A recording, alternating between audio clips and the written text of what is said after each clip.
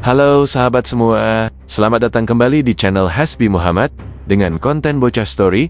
Jangan lupa like, komen, dan subscribe agar channel ini makin berkembang, dan selamat menyaksikan.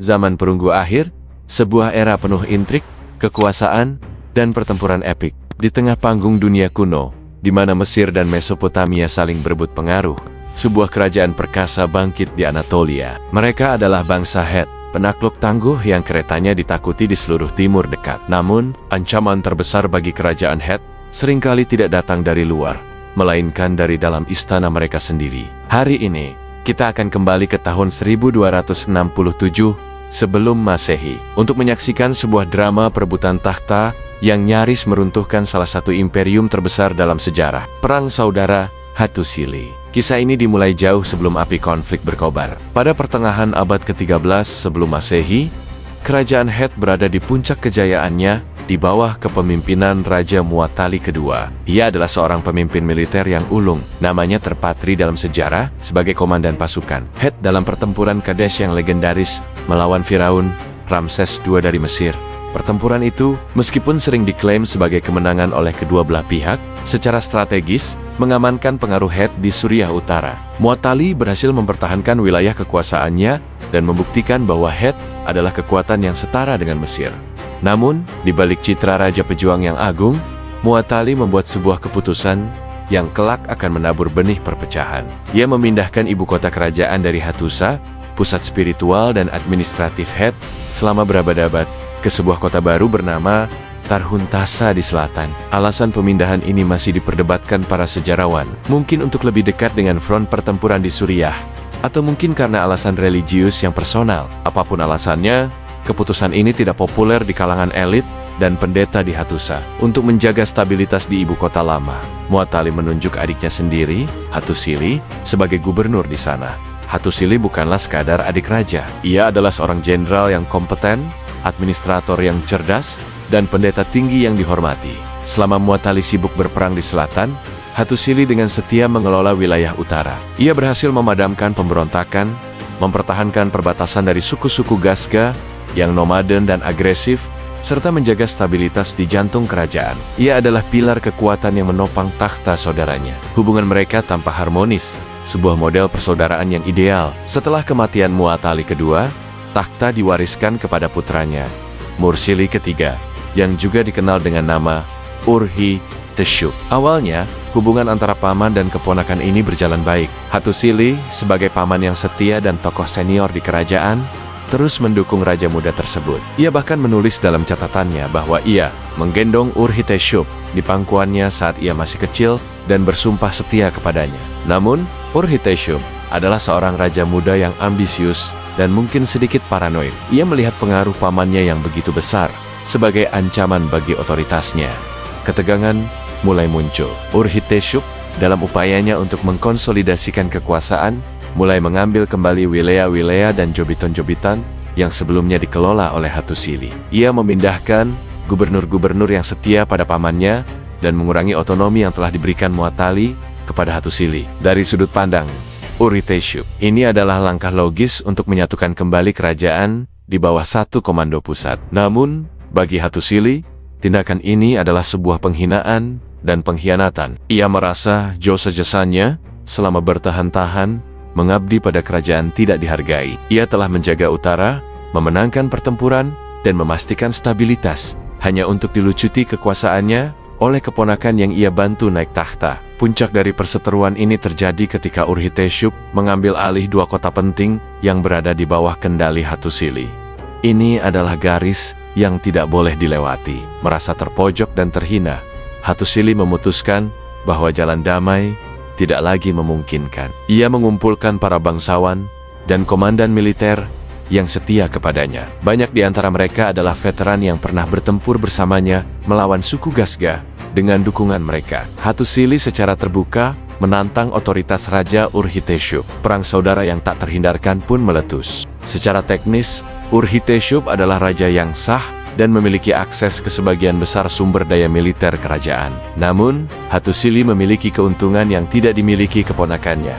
Pengalaman tempur yang luas, karisma seorang pemimpin veteran, dan yang terpenting, loyalitas dari pasukan yang telah ia pimpin selama bertahan-tahan di front utara yang keras. Pasukan Hattusili lebih solid dan berpengalaman. Mereka bukan sekadar tentara yang bertempur untuk raja, tetapi prajurit yang bertempur untuk komandan yang mereka hormati dan percayai. Konflik ini tidak berlangsung lama. Kekuatan militer Hattusili terbukti terlalu unggul. Dalam serangkaian pertempuran singkat, pasukan Urhiteshub berhasil dikalahkan. Menyadari posisinya sudah tidak dapat dipertahankan, Urhiteshub melarikan diri dari ibu kota. Hattusili kemudian berbaris menuju kota Samuna dan berhasil menangkap keponakannya di sana. Daripada mengeksekusi kerabatnya sendiri, sebuah tindakan yang bisa memicu ketidakstabilan lebih lanjut, Hattusili memilih untuk mengasingkan Urhiteshub ke Nuhasi, sebuah wilayah vasal Het di Suriah. Dengan tersingkirnya Urhiteshub, jalan menuju takhta terbuka lebar. Hattusili memproklamirkan dirinya sebagai Raja Agung Het dengan gelar Hattusili ketiga. Untuk melegitimasi klaimnya, ia tidak hanya mengandalkan kekuatan militer. Ia meluncurkan kampanye propaganda yang cerdas. Ia menulis sebuah dokumen autobiografi yang dikenal sebagai Apologi Hattusili. Dalam teks ini, ia secara rinci menceritakan versinya tentang peristiwa yang terjadi. Ia menggambarkan dirinya sebagai paman yang setia, yang terpaksa bertindak karena tindakan tidak adil dan sembrono dari keponakannya. Ia menekankan pengabdiannya yang panjang kepada kerajaan dan mengklaim bahwa para dewa, terutama Dewi Ishtar dari Samuha, telah mendukungnya dan memilihnya untuk memimpin. Ia memindahkan kembali ibu kota ke Hattusa, sebuah langkah yang sangat populer di kalangan elit tradisional dan kaum pendeta. Setelah naik takhta, Hattusili ketiga membuktikan dirinya sebagai seorang diplomat ulung, bukan hanya seorang jenderal. Ia menyadari bahwa perang saudara telah melemahkan kerajaannya dan membuatnya rentan terhadap musuh-musuh dari luar, terutama Mesir dan Asyur yang sedang bangkit. Prioritas utamanya adalah menstabilkan negara dan mengamankan perbatasan. Langkah diplomatik paling terkenal yang ia ambil adalah berdamai dengan musuh bebuyutan Het Mesir. Setelah bertahun-tahun berperang, kedua kerajaan besar ini akhirnya menyadari bahwa konflik terus-menerus hanya akan menguntungkan kekuatan ketiga, yaitu Asyur. Pada sekitar tahun 1259 sebelum Masehi, Hattusili ketiga dan Firaun Ramses kedua menandatangani salah satu perjanjian damai tertua di dunia yang catatannya masih ada hingga hari ini, yang dikenal sebagai Perjanjian Kadesh atau Perjanjian Perak. Perjanjian ini tidak hanya mengakhiri permusuhan, tetapi juga membentuk aliansi pertahanan. Kedua raja bersumpah untuk saling membantu jika salah satu dari mereka diserang oleh pihak ketiga. Untuk memperkuat aliansi ini, Hattusili bahkan mengirim putrinya untuk dinikahkan dengan Ramses kedua, sebuah manuver diplomatik yang brilian. Di dalam negeri, Hattusili menunjuk istrinya, Puduhepa, sebagai rekan penguasanya. Puduhepa adalah seorang wanita yang luar biasa cerdas dan berpengaruh. Ia aktif dalam urusan negara dan diplomasi. Bahkan namanya tercantum dalam surat menoret dengan istana Mesir. Bersama-sama, mereka memerintah sebagai pasangan yang kuat, menstabilkan kerajaan, dan membawa periode kemakmuran baru. Namun, bayang-bayang Urhiteshub masih menghantui. Meskipun diasingkan, mantan raja itu tidak tinggal diam. Ia mencoba melarikan diri dari Nuhasi dan mencari suaka di istana Firaun Ramses kedua di Mesir.